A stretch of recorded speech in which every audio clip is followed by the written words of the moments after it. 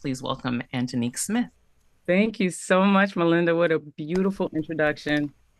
I'm so excited to be here tonight. Shout out to my sis, Anna Jane Joyner, who is the one who invited me to be here tonight, and to my bros who are speaking, my amazing bros, Rev Yearwood, Bill McKibben, and Van Jones. Y'all are going to be in for a treat hearing them. And shout out to all of the other incredible speakers. What a beautiful night in a safe space. I got saved as a 7-year-old at Bethlehem Baptist Church in Newark, New Jersey. It was Easter Sunday, and when I tell you I felt God like change my life, change the trajectory of my life, and I became the little girl who was in the mall telling people about Jesus. I go stop people and just tell them about Jesus. And then over the past 5 years or so, I've actually not felt great about calling myself a Christian because I didn't want to be mistaken for the hate mongering and the anti-Christ craziness that we've been seeing.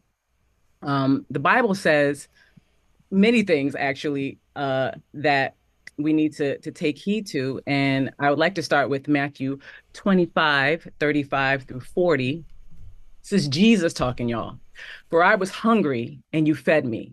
I was thirsty and you gave me a drink. I was a stranger and you invited me into your home. I was naked and you gave me clothing. I was sick and you cared for me. I was in prison and you visited me. Then these righteous ones will reply, Lord, when did we ever see you hungry and feed you, or thirsty and give you something to drink, or a stranger and show you hospitality, or naked and give you clothing? When did we ever see you sick or in prison or and visit you? And the king will say, I tell you the truth. When you did it to the least of these, my brothers and sisters, you were doing it to me. That is Jesus's words. Also in Zechariah 7:10, it talks about not oppressing the widows and the orphans and the foreigners and the poor.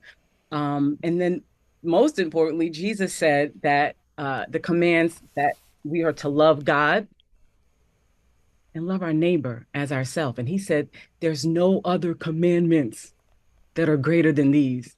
So that to me is just major. And it's why I'm so excited to be here tonight. When Kamala found out she was getting the baton passed to her from Joe Biden, she called her pastor first, y'all. That's big. That's major because her faith is so important to her. It's her foundation as the way we all feel tonight. It's our foundation. And I've spent the last 10 years, as Melinda said, in the climate movement and the environmental justice movement. I call myself an artivist because that's how I approach my activism is by using my voice and singing and speaking, using art. And I think using art is really, we're going to need to use a lot of art in the next few months to get Kamala across the line because people are moved when people sing, when people, speak, when we tell stories. But she's a climate champion, and I want to quote her really quick as I wrap up. She said, "We need to center environmental justice and equity in our climate policy. That means ensuring that the voices of communities who have been disproportionately impacted by pollution and climate change are heard and acted upon." She also said, "The science is clear. We have a limited window to act, and we need to act boldly to confront this crisis. This is an existential threat, and it demands our immediate attention." That is our climate champion. That is why, for me, most importantly, why we need to get her into office now. She's obviously standing on so many things that we all agree with. She's phenomenal.